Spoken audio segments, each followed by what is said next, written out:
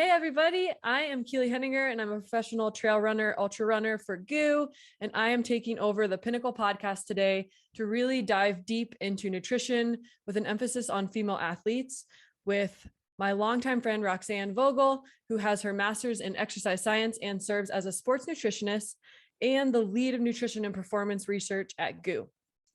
She helped me a ton back in 2017, take a look at my fueling and started leading me in the right direction so that I could really start performing at my best.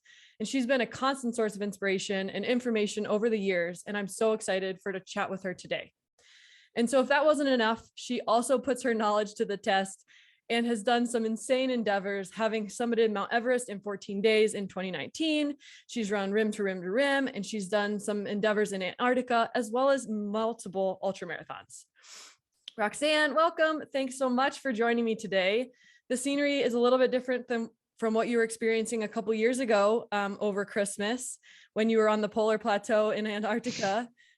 Given the state of the world today, I'm guessing you're not heading to Antarctica this Christmas. But do you have any little micro adventures planned for this holiday season?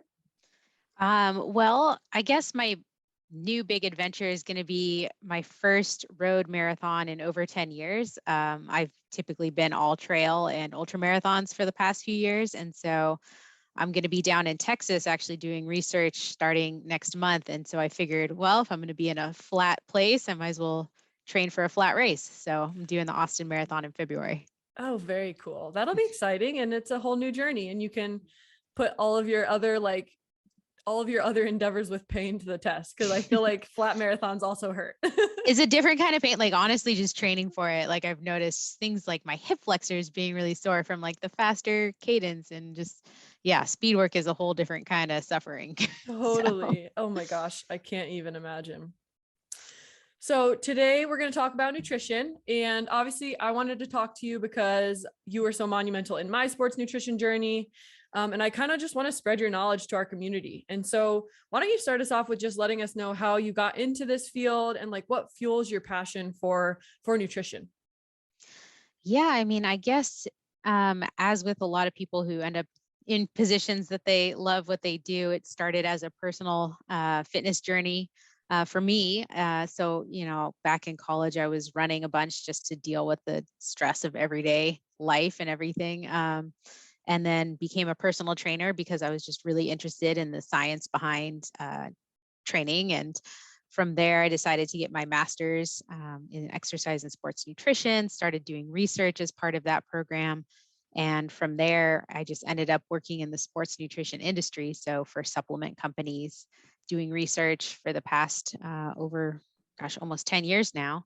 And yeah, I love what I do. And I'm always constantly asking questions that for my own personal interest, but also like for the benefit of the athletes I work with. And the research I do helps to answer those questions. So right now I'm doing my PhD and we're looking at specifically a sports nutrition intervention to help athletes perform better in hot environments. So yeah, just things that typically plague people like myself included. I just want to find out all the answers. So Yeah, that makes total sense. I mean, I think nutrition can be taken so for granted in our sport, especially that we forget that we can just go back to basics and really just figure out how to fuel to really reach our potential and actually optimize how we're performing. How did you end up at GOO? I guess when I was finishing up my master's degree, so this is back in 2016, they reached out to me about a new position that was opening up. They didn't currently have a sports nutritionist on board. And so I interviewed for that position and was hired right out of my master's program. And since then, I've transitioned into the nutrition and performance research manager. So more overseeing, some of the research we do in the lab that we have on site. Also collaborations with other institutions and universities, and then working with our athletes such as yourself to help them with their special projects and nutrition needs. And yeah, so it was just kind of dumb luck, I guess. And it's been a great position though. I really love working for GOO and love the people I work with. So That's so awesome. Yeah. And I'm sure all the athletes are really, really grateful for your time that you get to invest in helping them with their nutrition. And I feel like this kind of brings us back to the basics, but have you experienced like athletes at very high calibers still not really nailing their nutrition? Like how have you dealt with that? Yeah, I mean, you'd be surprised to find how common it is for athletes to just not feel like they know what they're doing or feel like they're missing something or just suffering performance wise and not being able to figure out what it is that's contributing from possibly a nutrition standpoint. So, um, and you change as you go and you change according to your training volume and what you're training for. So, what works for one training block might not necessarily work for the next, or, going from ultra marathons to road races of shorter distances, it's a totally different experience and it can be a different intensity level overall. So, yeah, there's a Totally. lot of questions around nutrition. Oh my goodness. Yeah. And we could go down rabbit holes for sure. But let's start like kind of high level. And when we're looking at the nutrition needs holistically, right? There's three kind of avenues. We need proteins, we need fats, we need carbohydrates. But with all of like the diet fads right now, some people are trying to cut out certain parts of those. Like some people think fats are the evil, some people think carbohydrates are evil. So why is it important to have all three in the diet? Like what if we break down all three, like what is the role of each one in our diet? Sure. I mean, so if you think of sports nutrition, historically it's been focused very heavily on carbohydrate intake, and that's for a reason, is because it's very easy for us to break down and utilize carbohydrates as a fast fuel source, especially during activity. So, any of your uh, processed grains or unprocessed grains like rice and beans and quinoa and fruits and vegetables all fall under carbohydrates. So that's going to be a bulk of the athlete's diet generally because that's an easy fuel source. And then we have protein. So that's going to help support the body structure and all of the just demands that we place on our bones and our muscles and tendons and ligaments. So everything that makes us up is protein. And so we need to get that protein in order to help that turnover process, repair damaged muscles, even something as simple as building new mitochondria, red blood cells. All of that depends on protein. So that's why, we have high quality proteins in our diet, including animal sources and non-animal sources like beans and tofu and so on. And then fat is really important because if you think of every cell in your body and the membrane that surrounds every cell and controls what goes into and what comes out of that cell, it's made up of this phospholipid bilayer, and lipid is in there because it's a fat, right? So fats make up all of our cell membranes, and it's so crucial to just every function of the human body, which I think is really underestimated, especially in a sports nutrition context. But healthy fats are going to help maintain that cell membrane integrity. It helps you assimilate the fat soluble vitamins like vitamin A, D, E, and K, which aren't absorbed as well without fats in the diet. So, yeah, definitely the underdog, but definitely a very important part of the diet. Yeah, totally. And I mean, I remember back to 2017, I think one of your messages to me was so kindly written, but it was kind of like, you're doing so great at trying, but like you're kind of doing it all wrong. And I just remember like our biggest goal was to increase fats and proteins because it was like, I think you would get into this state where you're always hungry because you're doing so much to your body. And so you gravitate towards carbohydrates because they're easier to get and they kind of like are very fast burning and they give you that instant gratification, but they don't increase and accelerate like your recovery process, and they're not going to be the ones that replenish those muscles. And so, I mean, is that common? Do you see that in other athletes? Like, is it typically there's like one thing that they're not really like rocking in their nutrition diet that you need them to like focus on, or is it kind of like hit or miss? For a lot of athletes, I think that they're generally good at getting carbohydrates in. And it's really easy to take lots of carbohydrates in because they can be pretty condensed sources, like any kind of grain is pretty a condensed source of energy. Things like rice cakes or snack bars are easy on the go. Um, but yeah, I would say that protein is probably the number one thing I see that we can improve on pretty easily in the beginning. And then looking at fat, at least the quality of the fat that they're taking in the diet. So looking at things like monounsaturated fats coming from avocados and nuts and seeds and olive oil, looking at the quality of the fat in the diet and making sure that it's at least about 20% of the calories that the athlete is taking in. Mm-hmm. Yeah. And do you find that being a female or working with females that they have different dietary needs than their male counterparts when it comes to training? Or do you kind of prescribe similar things for both genders? I would say broad strokes, generally the first thing you want to focus on is just getting enough energy in general. Like I think that's the number one priority always. And typically it's very hard for people to want to increase their calorie intake. So getting that need met first is the most important. And then you're thinking of things like macronutrients. So making sure that you're getting enough carbs, proteins, and fats and the appropriate distribution of each of those. Um, and then you might start to consider more sex specific considerations. So we do know that the hormones that are involved with our um, cycle every month do fluctuate and can affect things like water retention and appetite for sodium and different things like that.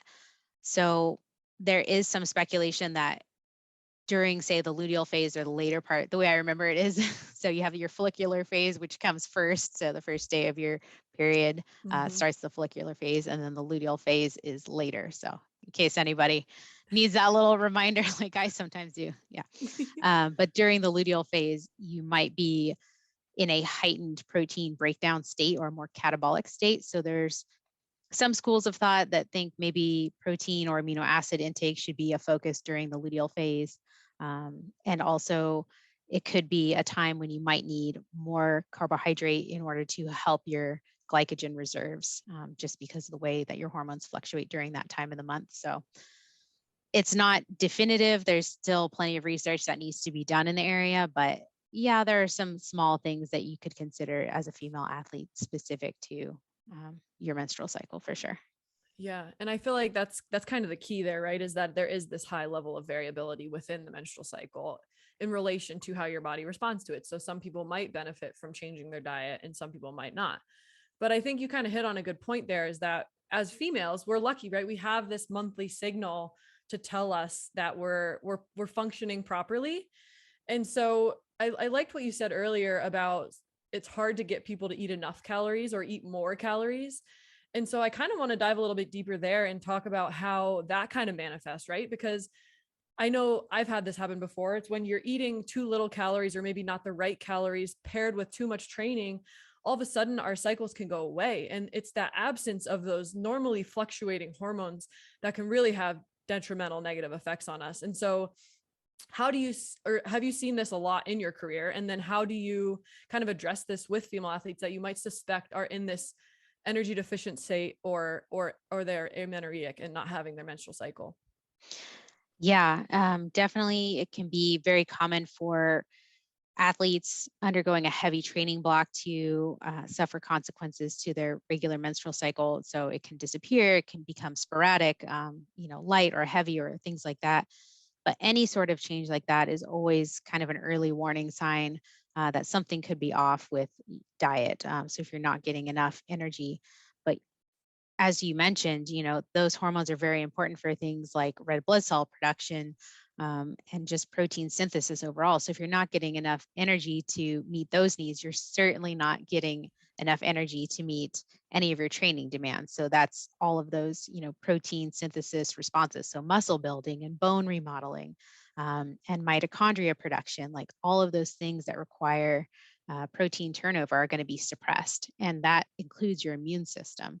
So it's just this whole constellation of things that can start to go south as a result of not getting enough calories in. And that could be from intentional reasons, like maybe an athlete is conscious about their weight or their physique, or it can be totally unintentional, which is often the case I've found with the athletes I work with, is like they're just so busy during the day, like they forget to pack enough to eat during the day, or they're just training so much that they can't really take in enough calorie dense food to meet those requirements because they eat a lot of, say, fruits and vegetables, which while they're great and we know they are full of antioxidants and things that we need, are generally pretty light on the calorie density scale. So, like the amount of calories per gram of food is just much lower in those produces, fruits and vegetables, things like that. So Totally. Yeah. And I guess like there's that avenue of athletes who kind of are doing this accidentally and they're not getting enough calories, and maybe they can just flip a switch and, to your recommendation, start increasing the number of like essential like nutrients as well as increasing the number of calories. But obviously there's a subset who maybe are in denial or consciously restricting calories and nutrients so that they can perform better, or in their eyes they'll perform better. And have you seen this, and how would you go about addressing this if it's not so straightforward for them? Yeah, I think just in our culture in general, there's this emphasis on leanness, and especially for athletes, just looking athletic, and how your physique kind of plays into how you feel about yourself and how you perform. Um, and so, yeah, when you see kind of the warning signs, you see a decrease in performance, a slower recovery time, increase in injuries, or even sickness. So, like upper respiratory illness becomes more frequent. Maybe low motivation and just not feeling like you want to train on a regular basis. And um, yeah, just all of those can be kind of signs that maybe the athlete is not getting enough energy somewhere. And so the first place you usually want to start is just kind of having a talk with the athlete and seeing, like, hey, like, how have your energy levels been? Do you feel like you're performing your best? Like, what are we eating on a daily basis? Maybe ask for a food log or them to write down what they eat and drink in a day, and then just kind of go over it with them and say, point out where maybe they could be increasing some of their intake or adding a snack here or there, um, things like that. And then, if the athlete needs additional attention, you might refer them out to a sports RD or even their primary care physician at that point, just to have some panels done and look at their iron levels and things like that, vitamin markers, to see if there is a true state of deficiency developing. Yeah, that's a really good point. And so I guess, are you pretty big believer in blood testing for athletes that have these kind of symptoms? And if so, like what else do you look for there? And are there any like telltale signs that kind of point to energy deficiency for these female athletes? Yeah, I mean, certainly, and to be fair, like low energy availability can affect men as well as women. Hmm. So it's across the board. But looking specifically at females, we do know that iron deficiency is a pretty strongly correlated with low energy availability. So looking at things like ferritin levels, hematocrit and hemoglobin, and then just overall iron levels in the blood. Then looking more at markers related to um, the menstrual cycle. So hormones like luteinizing hormone, follicular stimulating hormone, estradiol, and then even thyroid markers can be depressed. So like your T3, T4, and thyroid stimulating hormone. All of these things start to be depressed as we're not getting enough energy to meet our metabolic demands. And then one that's really common is also a cortisol level. So this like stress hormone can tend to go up in people who are not taking enough calories. And then for men, similarly, the sex hormones can be depressed. So things like testosterone and free testosterone might be low where cortisol is high. And even white blood cell counts, which is related to your immune function, can be depressed too. Yeah, that's interesting, because I think I was in a very similar boat when I had my blood test and started talking with you. It was like all of these signs kind of glaring me in the face that were like, this is not correct. Like your body is revolting you. And if I hadn't talked to like you and a couple other physicians I knew who were really focused on athletes and who could decipher the results like in in a holistic way, a lot of like just general practitioners were coming to me and telling me I had like thyroid disease and all of these things that were not really the case. It was more just like an entire state of my body was just completely depleted. And so everything was acting up. It wasn't one thing or the other. Mhm. And so, I mean, I'm sure I'm not the only one who's been misdiagnosed and told to like get on supplements or try this or try that. And so, what are some general rules of thumb when you're looking at your blood results and trying to figure out if you should supplement or not? I think, ones that are pretty easy to correct through supplementation and often very difficult to correct through just whole food sources can be things like vitamin D, especially, for people who are vegans or vegetarians, that can tend to be depressed. Also, people living in northern latitudes, um, athletes who train indoors extensively, so not getting a lot of direct sunlight to make that vitamin D endogenously. But and even just during the winter months, it can be great to supplement with vitamin D3. So that's one that's pretty easy to correct through supplementation. Another one that commonly can require supplementation is like an omega-3 fatty acid. So it's an essential fatty acid often found in marine sources like salmon and other fatty fishes. So again, with athletes who are maybe not eating a lot of fish on a regular basis, or just not eating any animals at all, those can be key. And there are vegan sources of omega-3s which are derived from algae. So looking at that, and then again, if necessary, if your iron levels and your ferritin levels are low enough to warrant it, you might consider a iron supplement, which a lot of athletes, and especially female athletes, do tend to need to do from time to time just to shore up those iron levels. Totally. Yeah, because as your iron levels are down, you really feel that when you're running, right? All of a sudden, these easy runs can feel super hard, and that is just not very fun. Right. Absolutely. Yeah. When you have low iron levels, you just might feel kind of crummy all the time and you're just tired for whatever reason. And just regular runs become a suffer-fest. So, yeah, definitely looking at those energy levels and correlating them with iron levels is important when you're getting your blood work done. Yeah, one of my dearest friends talks about suffering in training runs a lot as a way to emphasize the importance of eating, as in normally we like to suffer, right? We're in this sport because we love suffering. However, we're not proving anything to anybody by suffering unnecessarily during training runs, right? Like it's not a badge of honor to say I ran 3 hours today without eating. But like instead you could fuel properly during runs and feel really great, and that's okay, and that's going to be very advantageous to your training. And so I mean, I used to fall in that boat. I used to go on 3 hour runs, pride myself on saying I never eat during the run, I didn't take any water, I'm fine. But clearly like that was just limiting my potential. And so obviously you have a ton of expertise in this space just from your athletic endeavors and your work for GU and as a nutritionist. So like what's your rule of thumb here in terms of how we fuel during long endurance events? Yeah, there's a lot of just like, let's grin and bear it and tough it out. And we don't need anything, but your performance is just going to be so much better and the experience will be so much more enjoyable if you fuel properly.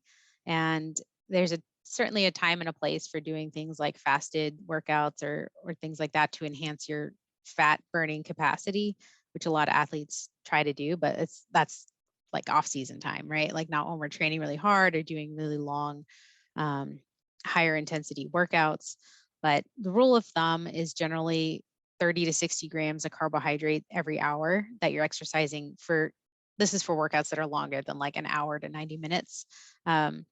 And to give you an idea of what that could look like, that's like 2 to 3 gels or 2 to 3 servings of chews, a stroop waffle, 2 stroop waffles in an hour, something like that. So getting those carbs in. And this is if you're training on like you've had a meal before, right? So this isn't just like you wake up, roll out of bed and like start running for 4 hours. So hopefully you've had a good meal, a good 2 to 3 hours before. And then when you stop working out, obviously you want to have something after to help replenish what you've lost. So you've burned through glycogen, which means you need carbohydrates. You've broken down some muscle tissue, which means you need proteins for the amino acids. And obviously you've been sweating a ton. So you need some fluids and electrolytes to help you rehydrate after your workout. So we're looking at that 30 to 60 grams of carbohydrate per hour, but after we want to look at protein and carbohydrates, right? So looking for more like 20 to 30 grams of protein and, maybe a 4-to-1 ratio of carbs to protein would be something to target. So. And would you recommend getting that in within a certain window after your workout's completed, or because most of us don't live on the mountain, so we might not have that right. We might not be running straight from our door. So should we be packing it in our cars? Like, what do you think there? Yeah, ideally, I would say within the first 30 to 60 minutes, you want to try and get in some kind of recovery nutrition. And if that means you have to pack a recovery protein drink mix in your bag, which is what I typically do, it's just easy because it's literally everything you need. So it's, got the protein, the carbs, and then the electrolytes. And once you add your water to make it, and you've got your fluid. So, Mhm. that's what I do, but it can also be a small snack or meal that has some protein and carbs, along with some kind of fluids to wash it down. But generally, I would say, 30 to 60 minutes after finishing, you want to have at least a snack in or a recovery protein drink of some sort. And then, maybe 2 hours after you're done, you have an actual meal where it's still pretty balanced. You still want to get carbs, proteins. And at that point, you can start incorporating more fats and things like that. Yeah, absolutely. And I think after the run, obviously that's really important, but I like that you also emphasize that this fueling is all key on or all like dependent on you having breakfast, right? So how do you address that with athletes? Because I don't know about you, but I've run into so many post collegiate athletes who are anti breakfast, right? They think breakfast is the devil, it's going to turn their stomach, they just can't eat it before they run. But I think we've all kind of gotten to the point where we realize that having fuel before these long runs or even before a run is really important. And so, how do you kind of get athletes to do that? And what do you see as like negative impacts of not having breakfast before you start these longer runs? To be fair, I mean, there are plenty of athletes who don't have breakfast before they work out, but we're talking specifically about pretty long runs right now. So Mm-hmm. I would definitely advocate for breakfast before a really long workout, just so you start off in a good state. Like you're getting fluids in, you're getting, carbs in to top off your glycogen stores and things like that. But for athletes who have very finicky stomachs or don't want to wake up in time to eat 2 or 3 hours in advance, then you could do something as simple as having even just like some sports drink or some stroop waffles, or worst case scenario, you at least take a gel or something like that before you start running, just so you can get those, again, the glycogen levels topped off, but also keep your blood glucose, at a high enough level so you don't start to bonk even before you start fueling later on in your workout. So it is going to make you feel better and a little more alert too, because our brain loves glucose, relies pretty much solely on glucose. So if you're starting off in a low glucose state, then you're going to be a little foggier later on too. Yeah, totally. And do you think that for those of us who can't fuel because our stomachs are finicky, do you think there's like a learning period or a way to adapt the stomach to be able to handle a little snack before we run? There's definitely ways to encourage your stomach and GI system to be able to tolerate more carbohydrates. So this is true of during, but also before. So if you start to practice just at the lower end of sports nutrition recommendations, so maybe starting more at like 20 grams of carbohydrates in an hour, which would be like one gel, right? And then you work your way up. Um, you can increase your tolerance that way. Also, just finding things that really sit well. So for a lot of athletes, this is going to be trial and error, but a lot of them find that something as simple as just like toast with a little bit of nut butter works pretty well. It sits light on the stomach, or even like rice cakes work for a lot of athletes. Just something, it can be literally just light, that sits in the stomach well. But it is a little trial and error. And once you find that thing, then just stick with it. Totally. And do you find that there are differences between male and females here in terms of like what they can tolerate during runs or after runs, and if they should be focusing on anything different? It's interesting. They found that carbohydrate intake during exercise isn't really dependent on body size or anything, which is why it's that pretty standard 30 to 60 grams per hour. So that also takes into account like males and females. Like it's pretty standard. Like it's just that's how much we can take in. It's dependent on these um, absorption channels that we have in our GI system. That's really kind of limiting the amount of carbohydrate that we can use at any given time during exercise.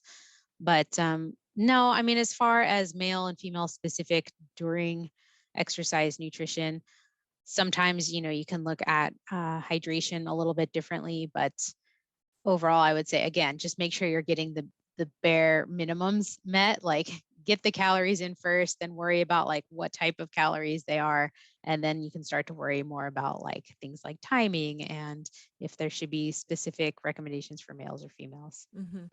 Yeah. And so I guess you just kind of mentioned it, but let's dive a little deeper. Is what do you recommend for hydration before, during, after? Does that differ as well?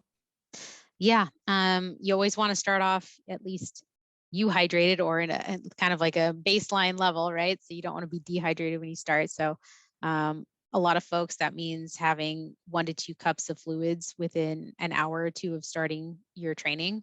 And then during exercise, it's going to vary widely depending on your sweat losses and things like that. But anywhere from about half a liter, which is about 2 cups, to a liter per hour, which is more closer to 4 cups.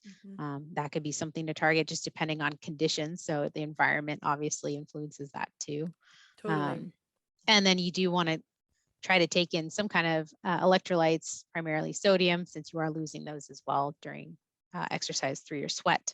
So we usually target around 300 to 800 milligrams of sodium per hour as part of that hydration strategy. Yeah. And I remember when I was running Trans Rockies for the first time, I think it was when I first met you guys back in 2016 or so. And my partner, Amanda Basham at the time, looked at me and was like, "Why are you bonking? What are you doing? You should eat more." And I was like, "Well, I have 1 gel an hour." And she's like, "You should eat 3. You're at altitude and you live at 0 feet." And I was like, "Huh, interesting." And so I never really thought about it up until that point, that when you are in these different environments, be it a really hot environment, a super high elevation environment, your nutrition needs will change. And so how have you kind of seen that in your own experiences with something like Everest, where obviously that is impacting your nutrition from a amount of calorie standpoint and probably from a tolerance standpoint? And so how did you see that reflected in that Everest journey? Yeah, altitude is a very interesting one, and I've been interested in all sorts of just environmental physiology. So looking at heat and cold and hypoxia and how that affects not only performance, but obviously nutrition considerations. But yeah, at elevation, our metabolism goes up. So we need even more calories on top of whatever activity we're doing. So just your resting baseline is higher at altitude, at least initially when you arrive. So you need more calories, and it can be harder to take in enough calories because of that. But then you also tend to have a higher reliance on carbohydrate metabolism at altitude.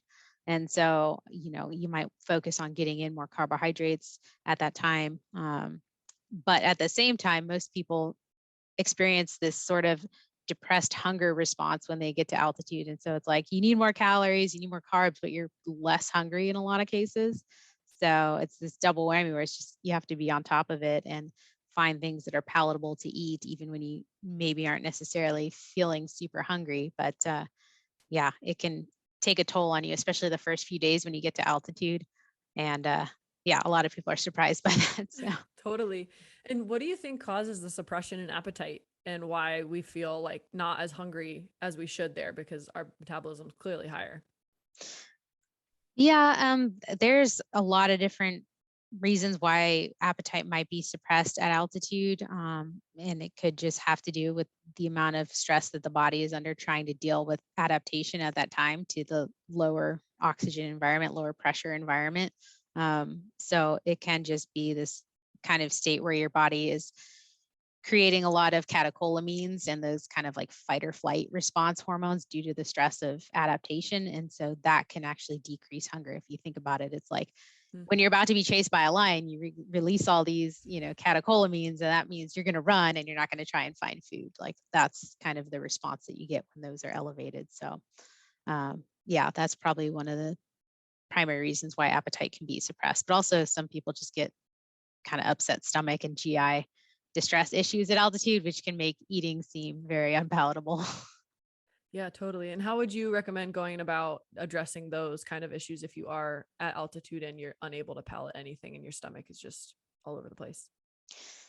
It's tough, honestly. And a lot of times just being able to take in some calories and fluids from things like broths and teas, and you can add some sugar to them, things that are going to be liquidy and easy to kind of drink your calories can be a good solution for a lot of people.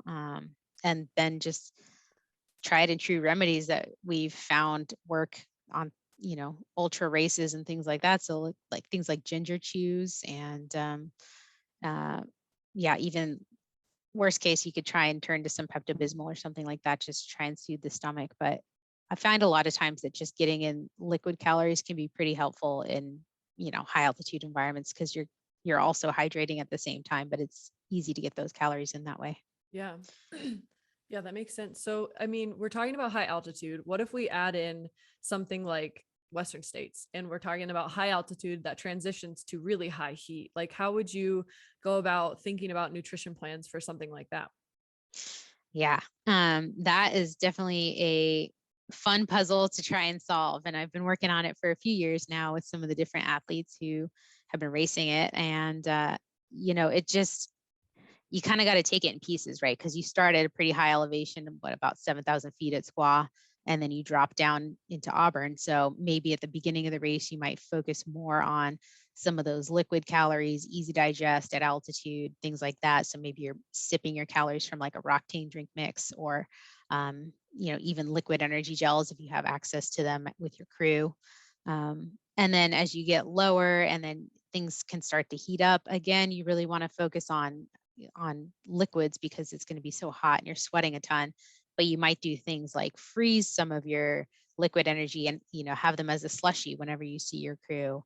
Or then you might start to incorporate other cooling strategies, just like having ice bandanas and dousing with water and things like that, or having your bottles chilled or with ice when you pick them up so that they stay nice and cold, because that cooling on the inside can actually make you feel better and perform better.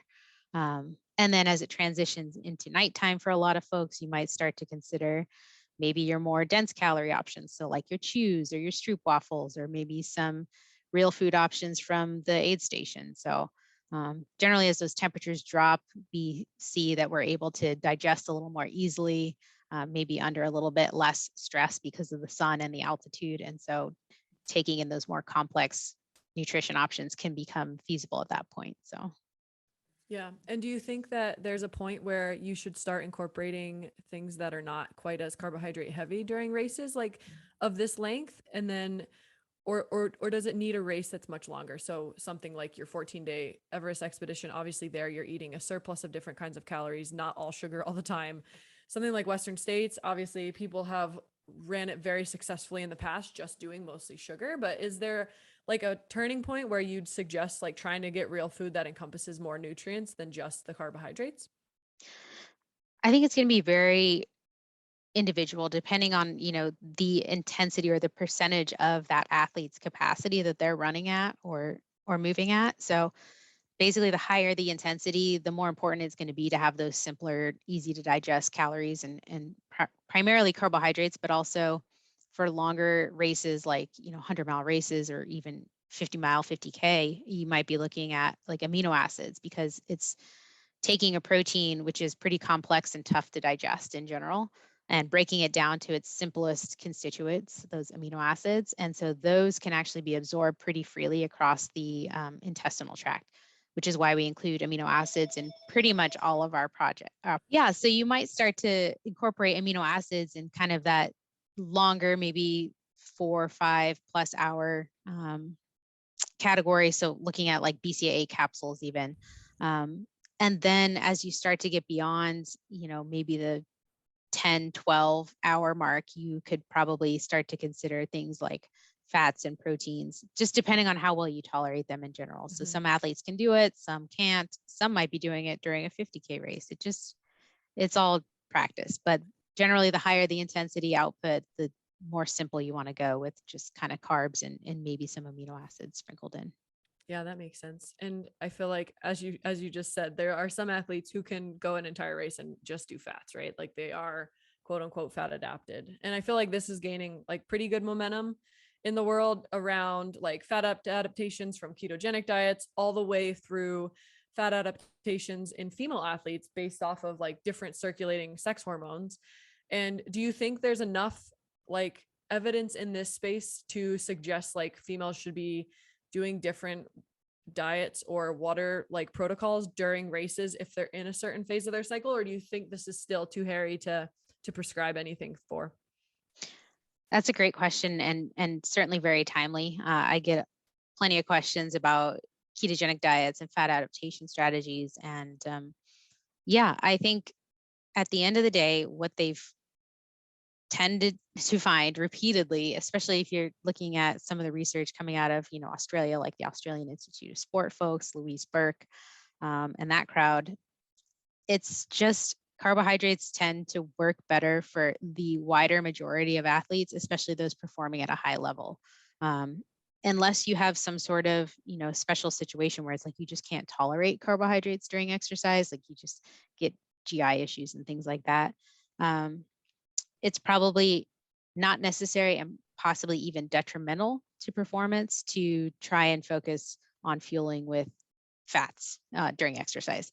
So they take longer to break down. They can tend to lead to more GI issues, things of that nature. Not saying it can't be done, not saying that it's not, advisable for certain athletes who maybe have GI issues in general. But yeah, it just carbohydrates are king for a reason. They tend to just work out better for most people. So Totally. yeah, I think that just emphasizes like the one size does not fit all. There's just not one diet that works for every single person. So absolutely. obviously you've done a ton with your athletic journey. So what are some of the things you've like adapted over time where you've like maybe started doing one thing, realized it didn't work for you, now you're doing something else, or you've just done something really poorly and then you learn from that? Uh, well, my athletic journey hasn't been a straight line, and neither has my nutrition journey. So I guess they've kind of gone hand in hand.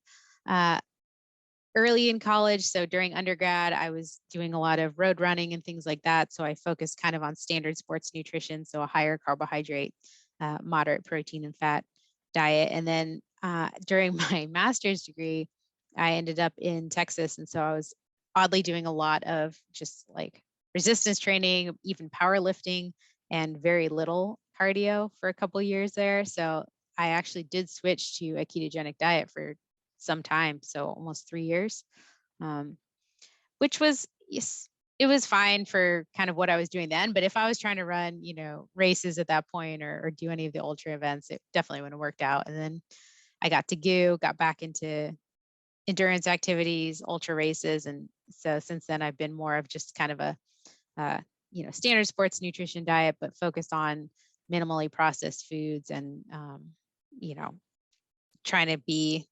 generally kind of a food first pescatarian approach for the most part, except for during activity, I'll switch to sports nutrition, obviously. So Yeah, that makes sense. And I mean, I've definitely played around with the ketogenic diet during different parts of my life as well. And I think sometimes it does make you feel pretty good, but other times it would just not be very advantageous.